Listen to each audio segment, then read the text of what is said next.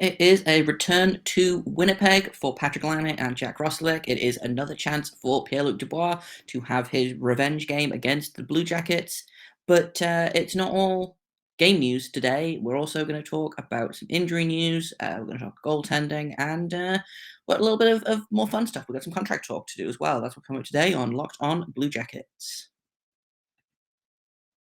Locked On Blue Jackets, your daily podcast on the Columbus Blue Jackets. Part of the Locked On Podcast Network. Your team every day.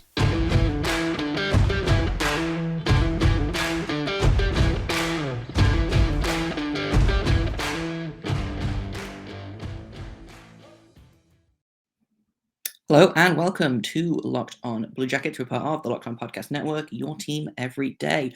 I am, as always, your host, Jay Foster. I have a new background today. I am not in my usual office, so enjoy the clock and the shelves behind me. But it's me. It's the same old host, just a different place. Before we start, I want to thank everyone for making this your first listen of the day. Locked On Blue Jackets is free and available on all podcast platforms and on YouTube. So if you are a podcast listener, you can now watch me pull ridiculous faces and talk with my hands a lot while I record this very show over on YouTube. Make sure you subscribe over there to get a chance at winning a commemorative Rick Nash puck from his jersey retirement night. There's more details of that over on the Twitter, LO_Blue Jackets. But today we are going to talk about tonight's game versus the Winnipeg Jets. The Blue Jackets won the first matchup at home against Nationwide earlier in the year. They are now in Winnipeg to hopefully sweep the season series. But the way that the Blue Jackets are playing right now, it seems kind of unlikely. However, good news, the Winnipeg Jets are also not doing super great at the minute.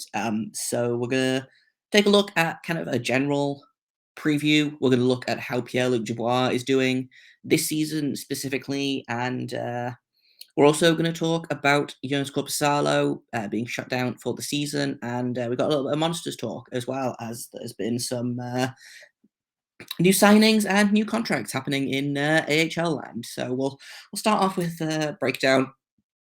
We'll start off with a breakdown of tonight's game, which is again against the Winnipeg Jets. The Blue Jackets won the first meeting 3-0. So I do not think that will happen again. Honestly, that was a very different Blue Jackets team. I do think it'll be interesting to see what Patrick Laine does. He has 3 goals in his last 5 games. Oliver Bjorkstrand continues to impress. He's got 7 points in his last 5 games. But the Winnipeg Jets are no slouch. Nick Ehlers has 4 goals in his last 5 games.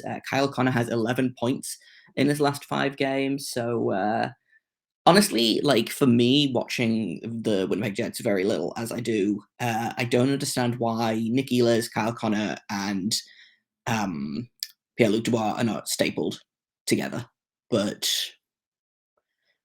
apparently they couldn't possibly do that because then they wouldn't be able to play Mark Scheifele a million times a game. I don't know. The Winnipeg Jets have kind of had not a fall from grace, I don't think, but it looks like their goaltender has come back down to earth. Connor Hellebuyck was really, really good last season, and I think it covered a lot of the weaknesses in the Winnipeg Jets game, and he hasn't been as good this season, and the Winnipeg Jets are suffering for it. They're currently not in a playoff spot. They are 3 slots out of a playoff spot. They have 70 points. Dallas currently holds that second wildcard spot with 75 points, so they're not like completely out of the game. You know, like in the East, the playoff matches, the playoff seeds are basically, well, not the seeds are set, but the 8 teams that are currently in a playoff spot, I think, will probably be in a playoff spot when the season finishes. It's a little bit more kind of up in the air in the West. You know, Vegas is currently 1 point out. Vancouver is 4 points out. Winnipeg is 5 points out. And Anaheim is probably not going to make it. They're 10 points out. So it's a little bit kind of more up in the air for the Winnipeg Jets. So this is probably a bigger game for them than it is for the Blue Jackets, who are kind of playing for pride at this point. Goaltending, we talked yesterday or the day before a little bit about how I hope that Joonas Korpisalo can kind of find his find his rhythm again. And then they announced yesterday that he's been shut down for the season with hip surgery, which is a little worrying because Daniil Tarasov has also had hip surgery. I don't know if it's the same kind of surgery, but it does worry me a little bit when you've had injured goalies all season long, and now suddenly two of them are having the same area of surgery. They're both getting hip surgery. Joonas Korpisalo is going to be out for 4 to 6 months, which I believe is the time frame that they gave for Tarasov as well. So maybe some questions need to be asked in the offseason about specifically the goaltending training department, and whether there's something that they're doing or not doing that's either causing or not preventing these injuries. But in terms of tonight's game, Elvis Merzlikins is going to be getting the nod. Berube will back him up. I imagine that's what's going to be happening down the stretch. I theorized a little bit on Twitter yesterday that if Elvis is not healthy at any point again for the rest of the season, maybe we see Jack Hughes make his NHL debut. He would be the fifth Blue Jackets goaltender to start a game this season after Merzlikins, Korpisalo, Tarasov, and Berube. With Elvis playing tonight, it looks like he might be good to go. So just we've got to hope that he doesn't aggravate that same old back injury that has been bothering him. I think it's been bothering him a couple of times this season. Apparently, his back just kind of locked up in Saturday's game against the Blues. That's why he left. So again, we'll kind of keep an eye on that. Hopefully, it's not super serious. Hopefully, he can kind of continue on to the rest of the season. Like I said, the Blue Jackets aren't making the playoffs, so it doesn't make sense to break your goalie trying to make the playoffs when you're not going to make them. So I think if it was super serious, they probably would have just shut him down like they did with Korpisalo. But we'll keep an eye on it. We'll see how it goes, and hopefully we don't have any more goalie injuries for the rest of the year because we've had plenty. In a minute, we are going to take a look at Pierre Luc Dubois specifically. I haven't really talked about him yet, and kind of the season he's having, and maybe compare him a little bit to Patrick Laine, but not entirely because they are, different kinds of players. So that's what's coming up in a minute. But first, I want to tell you about Built Bar because Built Bar is incredible. Every host of the Locked On Network loves them. We don't have a bad word to say about them. If you don't know what a Built Bar is, it is a protein bar that tastes exactly like a candy bar. It is low calorie. It is high protein. It is high fiber. It is low carb, low sugar. It's only 130 calories in most Built Bars.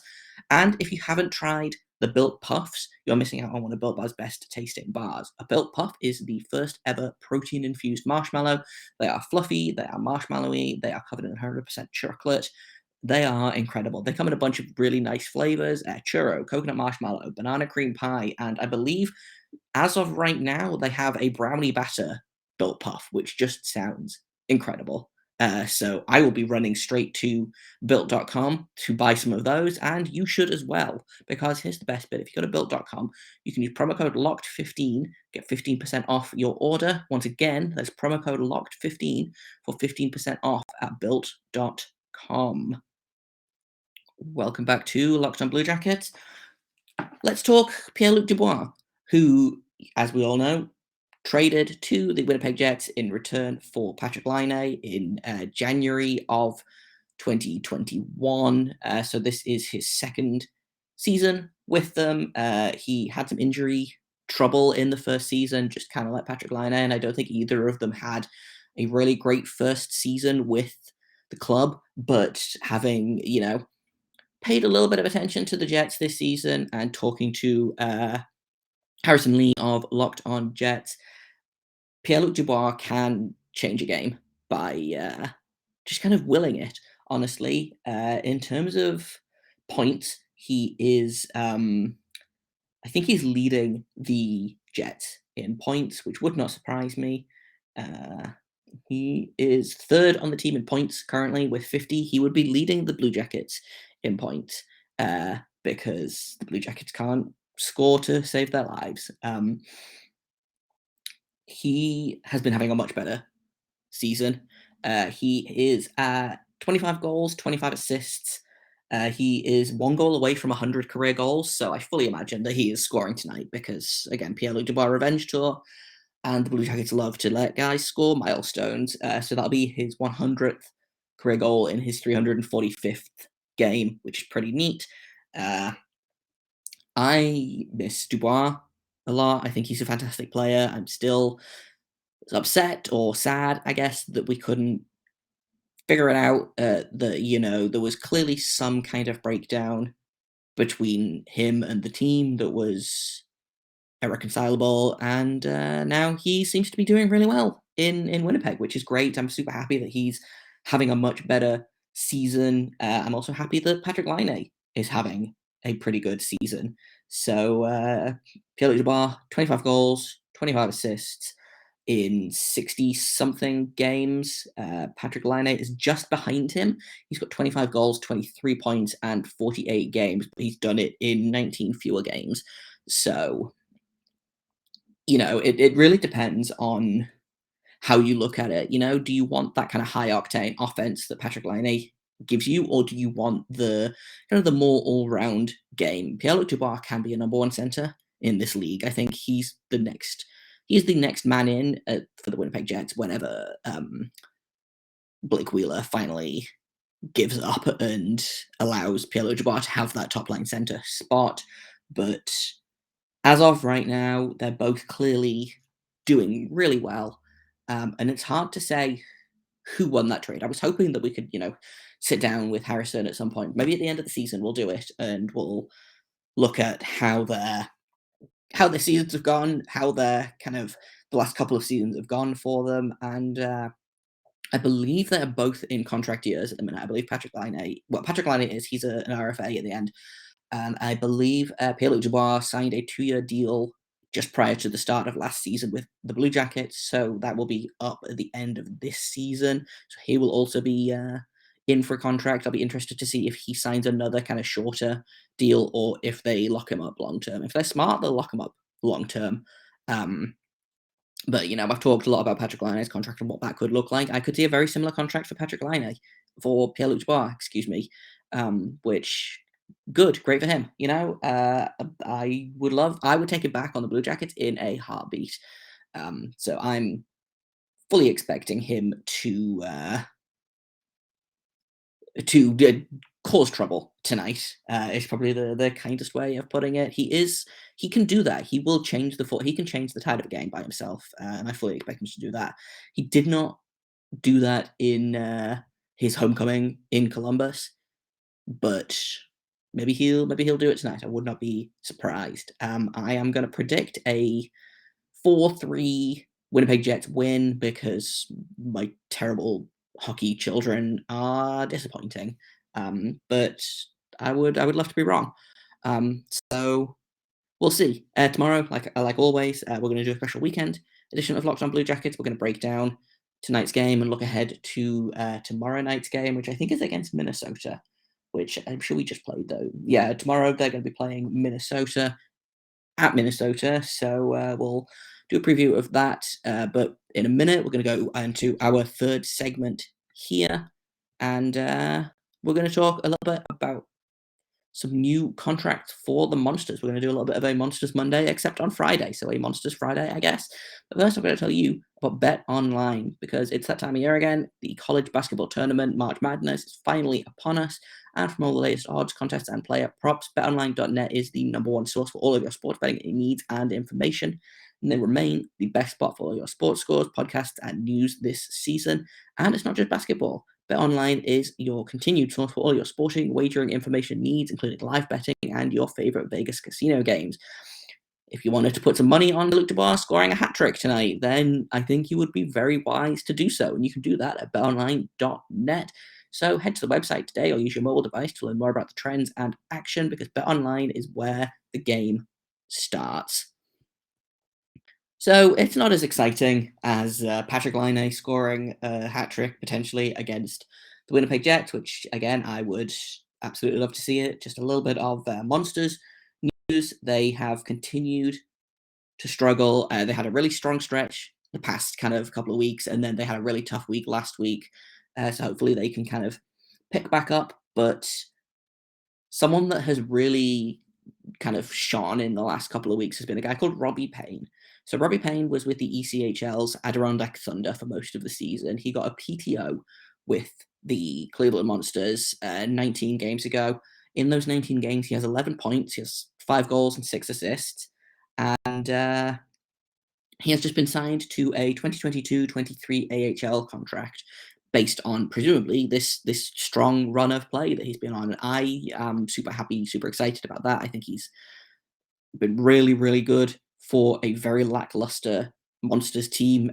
Dina Weinheimer and I actually talked about this on this week's Monsters Musing of, will Robbie Payne get a contract? Should he get a contract? Should he be on the Monsters next year? And apparently the Monsters agree with us that, yeah, he has been extremely, extremely strong for us.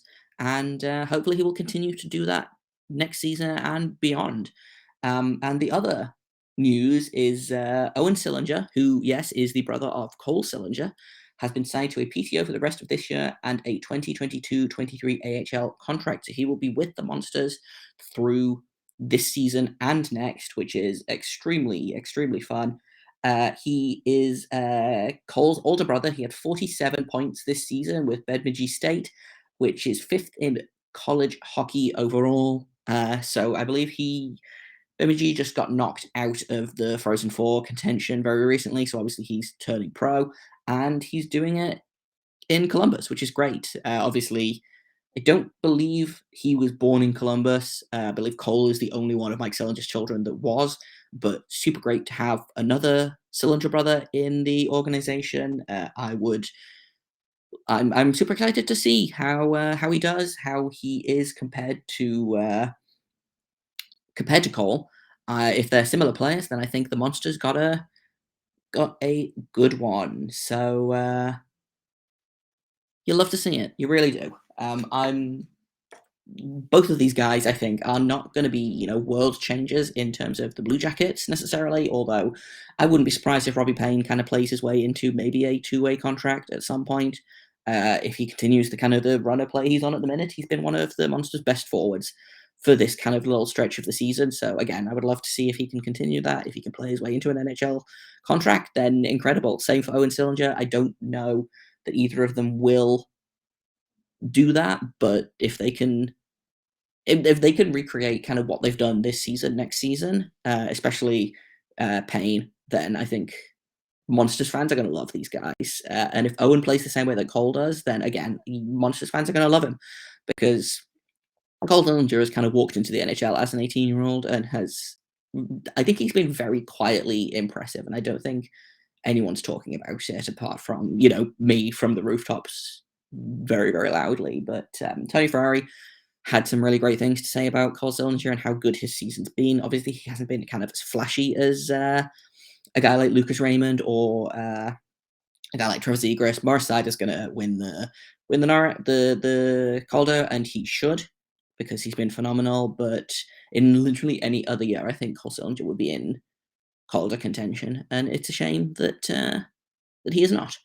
So that's kind of a little Monsters update for you all. I think on Monday we will do a proper Monsters update as the season kind of comes to a close-ish. They're running out of time in the AHL, so we'll do a quick check-in, see where they're at in terms of the playoff race. But that's kind of all I've got for you today. Like I said earlier, tomorrow we will break down tonight's game against the Winnipeg Jets, and we will also take a look at the Minnesota Wild ahead of the rematch in Minnesota on Saturday. And I've been Jay Foster. You can find me on Twitter at _JacobFoster. If you are watching on YouTube, then you can see right down here how to spell my name. And you can find the podcast over at LO_Blue Jackets on Twitter. You can find it wherever you get your podcasts, and also on YouTube, because we're on YouTube now, which is very exciting. If you have comments, questions, criticisms, you can email me at lockedonbluejackets@gmail.com. Thank you once again for making this your first listen of the day. I super appreciate it. Now go and make your second listen of the day. Locked On Fantasy Hockey. Hosts Steele Roden and Flip Livingston help you become the expert of your fantasy league. It is free and available wherever you get your podcasts. And until tomorrow, make sure you stay locked on.